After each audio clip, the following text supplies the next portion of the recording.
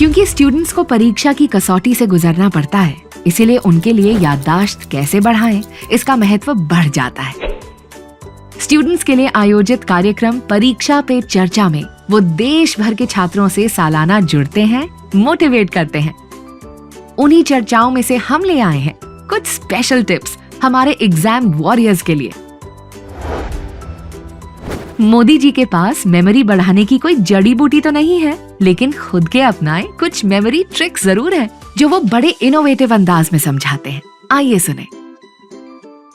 आप सोचिए ही नहीं कि आपके पास याद करने की शक्ति नहीं है। अगर आप खुद से जुड़ी कुछ घटनाओं को देखें तो आपको पता चलेगा कि वास्तव में आपको बहुत सारी चीजें याद रहती हैं। जैसे आपकी मदर टंग या मदर टंग आपने किसी को बहुत ग्रामर के साथ पढ़ाया था क्या, सिखाया था क्या? नहीं सर। आपको याद होगा? नहीं। क्या स्कूल में आपने सीखी या किताब में कहीं भी नहीं? हाँ, ये सब सुन करके सीखी। तो यही वो चीजें हैं, जरा सोचिए कि आपको जो पसंद है, क्या इन चीजों को याद रखने के लिए आपने कभी कोशिश की थी?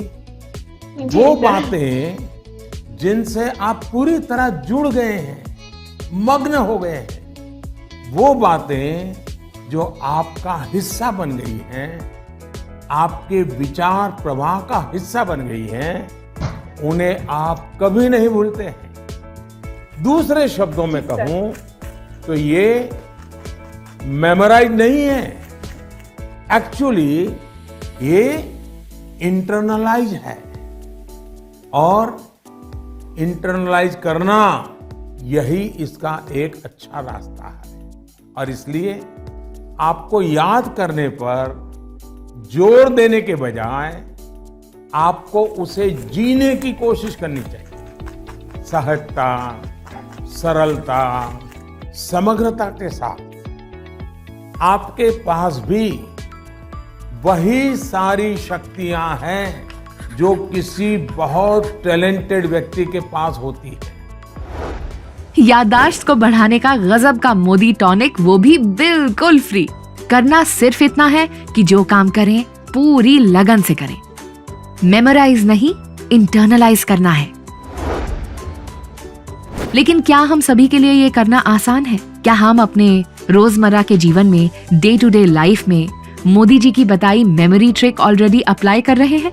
इसे भी मोदी जी एक सटीक एग्जाम्पल के साथ याद दिलाते हैं। सोचिए, अपने भाई या बहन के साथ अगर आपका झगड़ा हुआ हो तो वो आपको एकदम याद रहता है, आप उसे भूलते नहीं हैं। यहां तक कि आपको यह भी याद रहता होगा कि उस समय आपके भाई बहन ने कौन से कपड़े पहने थे, आप खड़े खड़े लड़ रहे थे कि दौड़ते हुए लड़ रहे थे, सब याद होगा। एक एक वाक्य याद होगा।